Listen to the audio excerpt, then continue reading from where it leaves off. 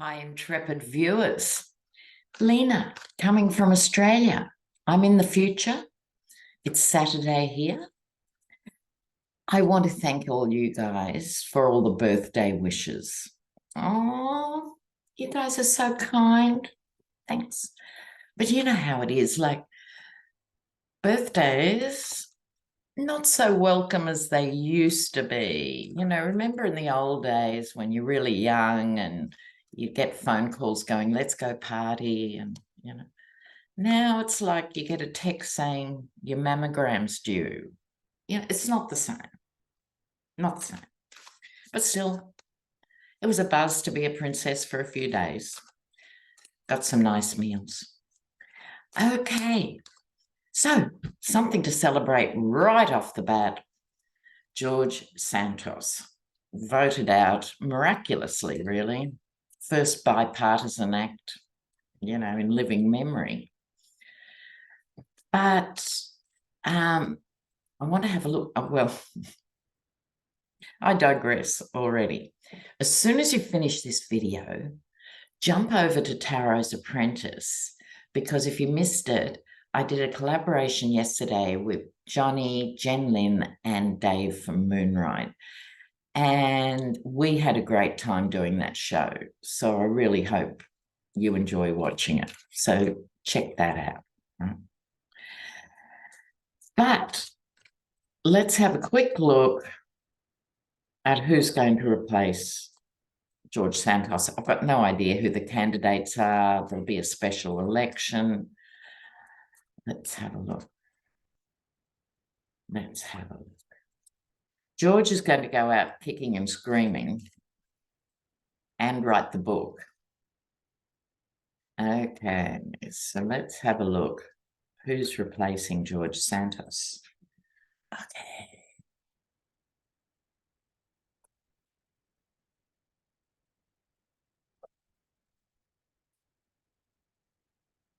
Oh. That's a bit weird.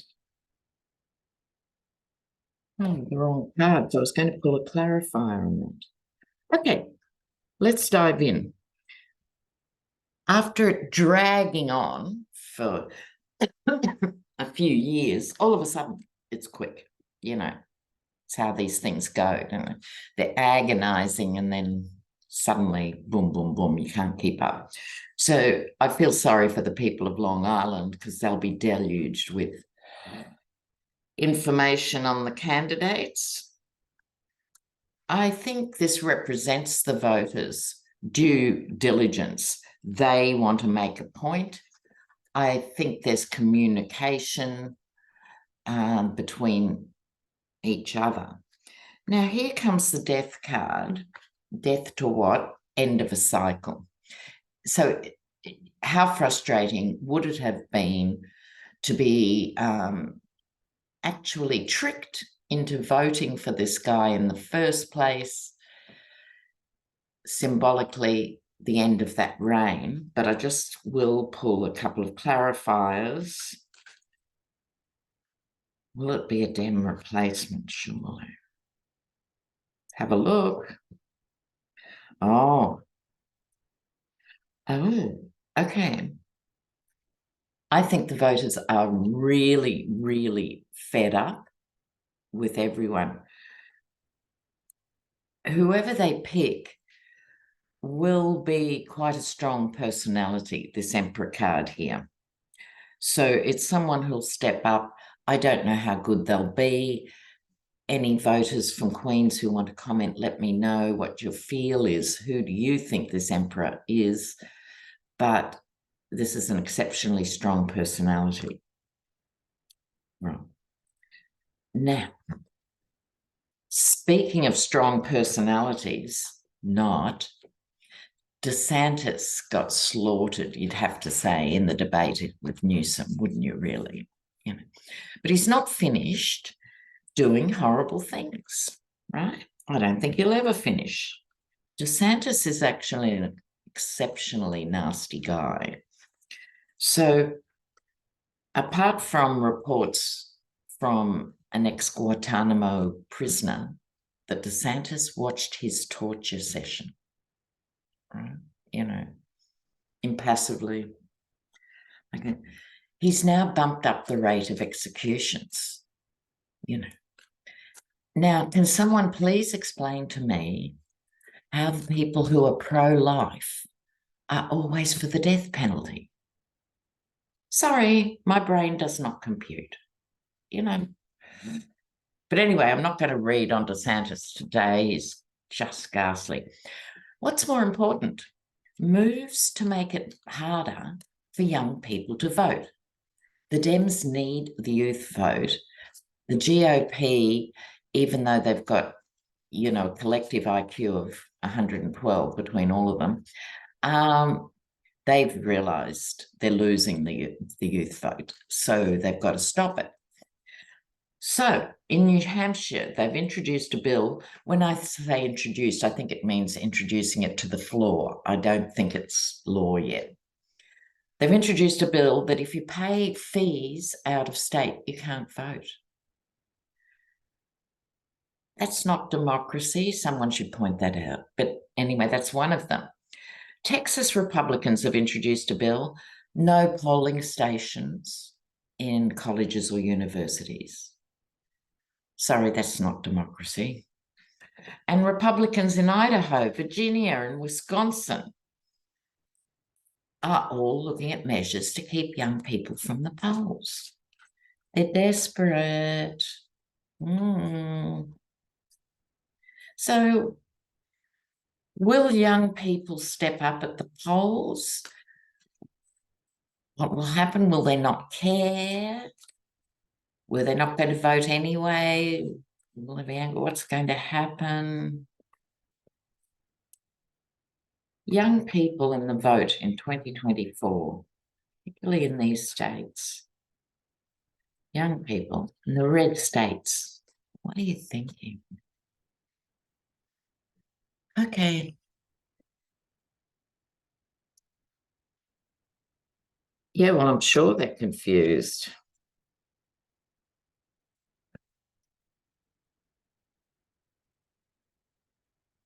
Well, double confused. Okay. Not the most brilliant spread I would have liked.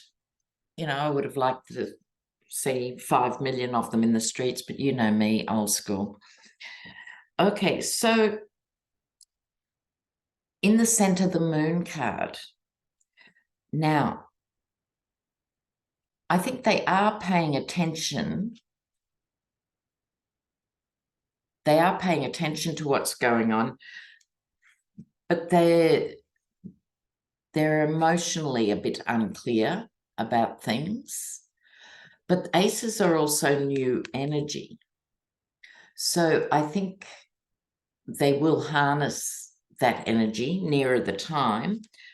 I think their moms and aunties and sisters are pushing them. I think the whole issue about women's rights, because young men are different from the Neanderthals I grew up with and so forth.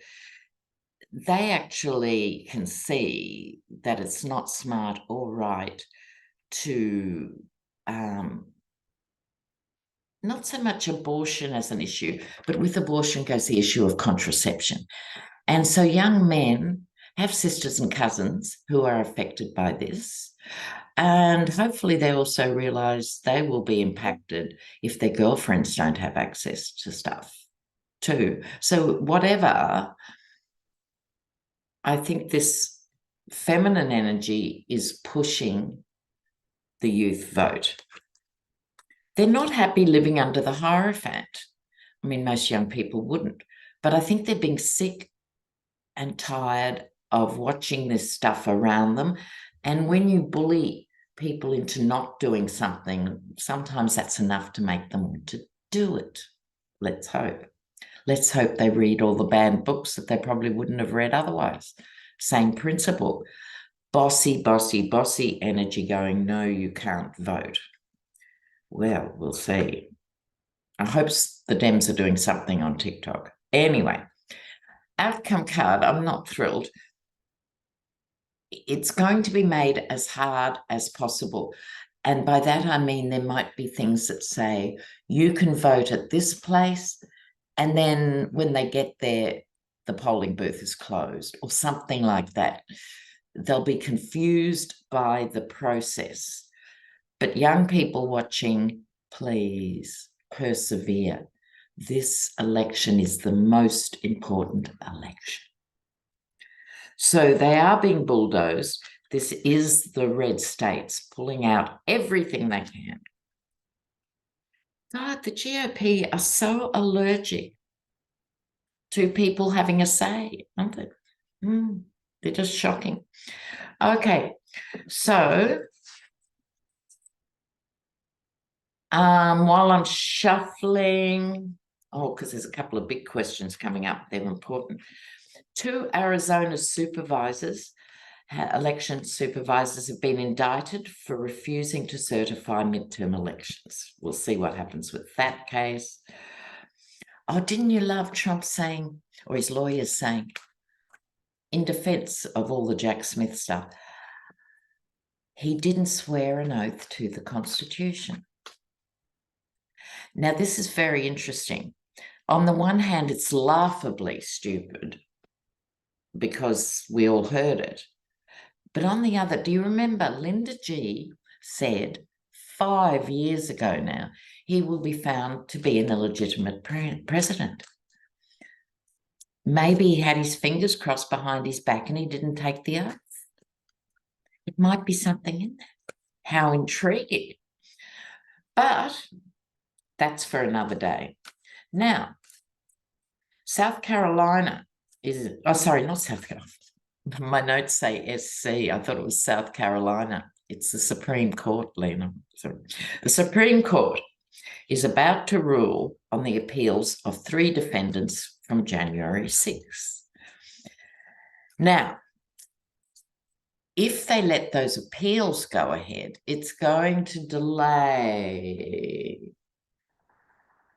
all this stuff for Jack Smith's case further and further into the never, never, as we say in Australia, you know. So it has implications, and it needs 4 or more of them to vote, saying they can appeal. If it's less than 4, I think their sentences stay. So this is a big deal. This is a big deal. God, we'll all be on Social Security by the time this nonsense ends, won't we? Really look at this. Supreme Court on the Jan 6 defendants. Will they be able to appeal? Oh, God.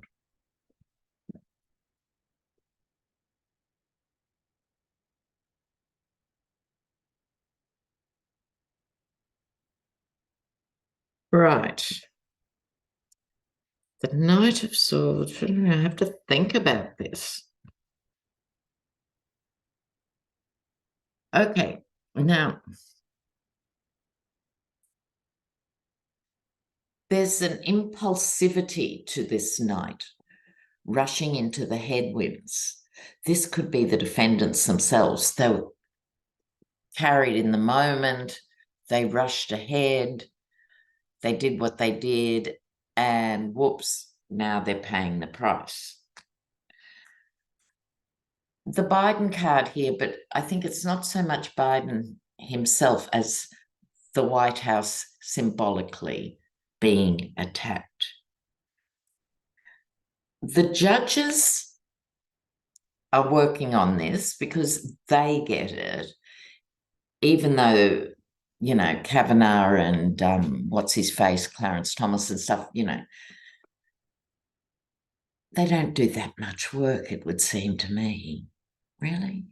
Do they work at all except to say no to everything? I mean, is that a job? I don't know that it is. But they are working on this one because I think even they realise it has deep and immediate implications, again, for the country. Loss. I'm not going to pull a clarifier. I'm just going to get on my knees, like Mike Johnson's wife, and pray it means a loss for these appeals. Right. Speaking of the esteemed Speaker of the House, Did any of you see during the week Mary Trump? What did she say? She calls him, Mike, America is not a democracy, it's a biblical republic. Johnson. I like that. It's a mouthful, but it's worth it. Okay. Terrible man. Okay. Now, I think this is the news of the day. The news of the day. Okay.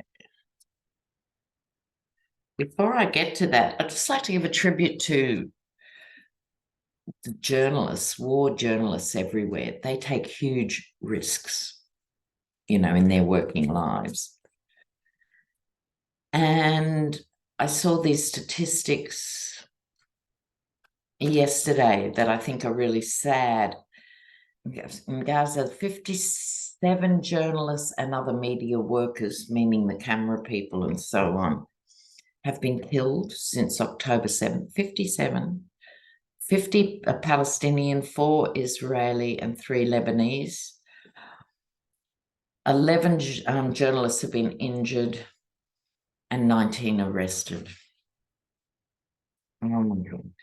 How brave are they? Regardless of what side of the fence you're on, they're doing their best to cover a conflict, whether it's Ukraine or this or anything else. So I admire them for that. Now, this will be my last big question. Appeals court ruled that Trump can be sued over the Jan 6th thing with people, civil stuff. He can be sued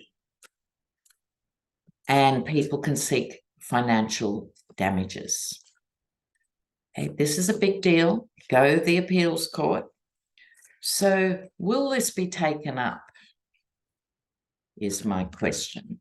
Like, will 1 or 2 step forward who have very clear-cut cases, how they've been impacted, like maybe some of the serving police, like Michael Fanone and some of those others, would be obvious candidates? Or will they be deluged with people? I think you, the American people, should bring a class action. You heard it here first. Sue him. Let's see, I want us to see about the momentum behind this decision. Will people come forward to sue Trump over January 6th? Will people come forward? In big numbers, I'm talking. Will they come forward? Ooh.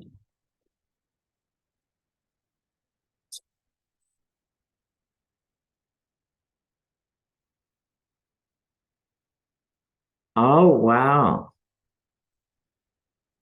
Wow.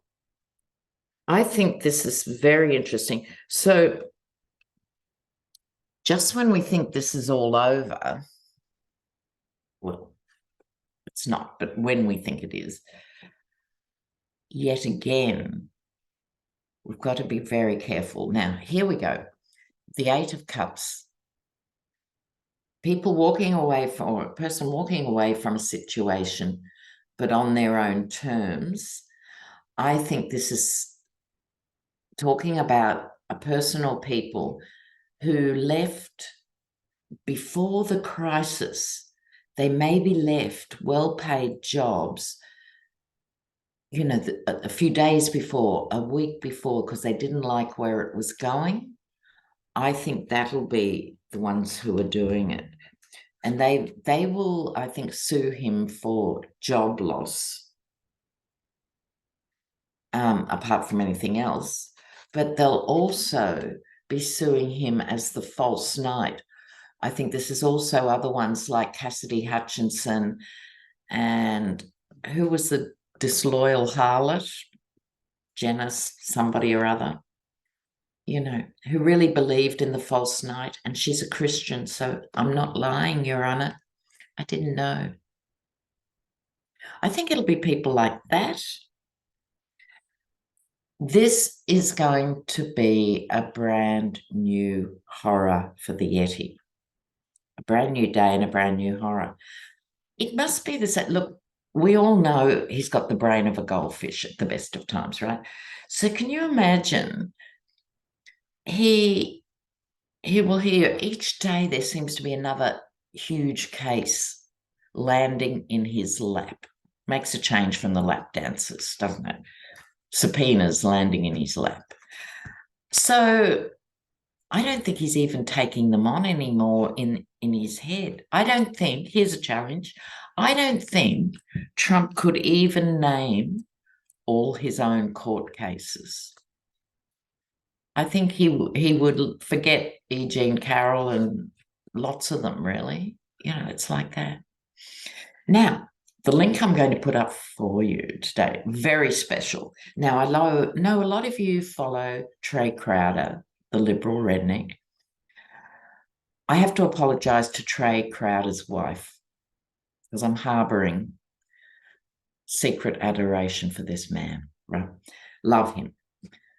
And if you don't know him, he does these great 3-minute, 5-minute videos from Tennessee through the windscreen of his car. I love the format.